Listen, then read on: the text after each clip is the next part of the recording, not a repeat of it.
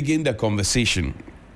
My very good friend, Mr. Richard Ahiagbah, who speaks on behalf of the New Patriotic Party, yesterday, after Dr. Mahmoud Bawumia submitted his nomination forms to indicate that he wants to be President of the Republic come 2028 elections and on into 2029, made some comments afterwards, and to suggest the fact that the military should ward off and that any military man seen in Akwetia during the by-elections that will happen hopefully sometime next week will be treated, if you will, as persona non grata.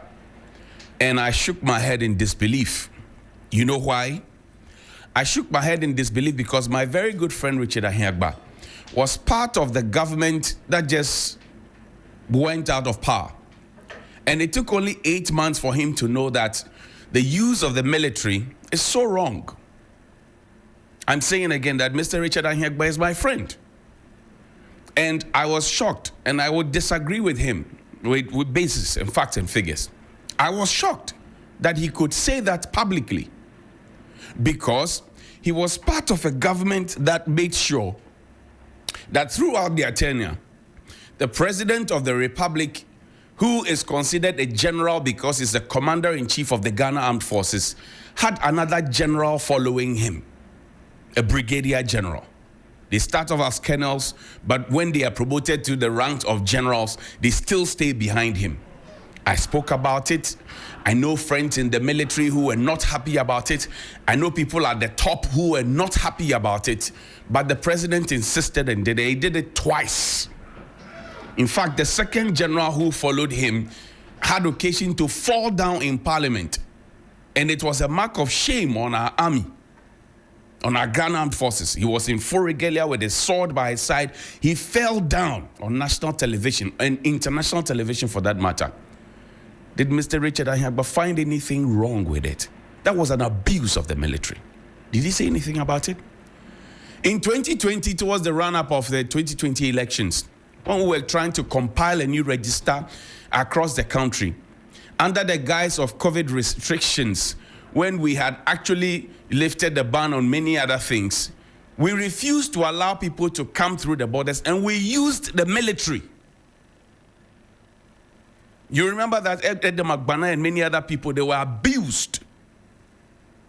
Did he find anything wrong? Did he find his voice? Did he say anything about it? We were in this country where military men were made to carry handbags of people and follow them around. The First Lady of the Republic at the time, for example, she's not supposed to get a military guard. Hello? Did Mr. Richard Ahiagbah talk about it? See, there's a structured way in which things are done. Military men were made to pound fufu. They were made to hold, push trolley carts in supermarkets to follow Fianga girls, Sisifian people. What did he say about it? Military men were guarding people left, right, center, who didn't deserve to be guarded by the military when the police existed. What did he say about it?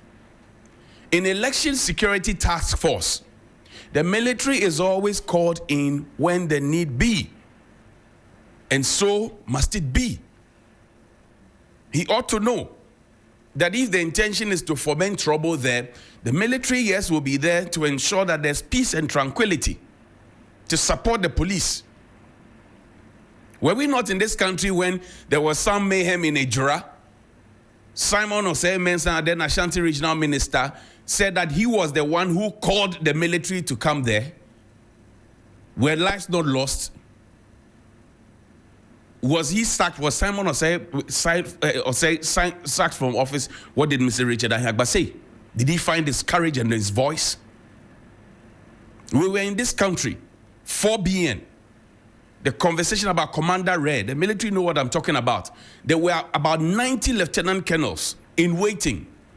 A major was promoted over and above them. Some say because he was the brother of the former Deputy Attorney General, etc. I don't know. Did he talk about it?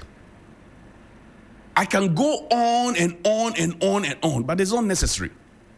So my good friend, Mr. Richard Ahiagbah, This is not now the time for you to find your voice and be issuing threats. In opposition, you don't give instructions.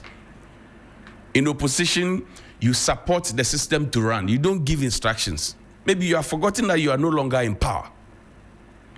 You can't be in opposition and be ordering the government around. No. The government is for the people, and what the people want, where the people want to go, why they want things done in a particular way, where they want it done, etc. That is what the government will do. So please bear that in mind.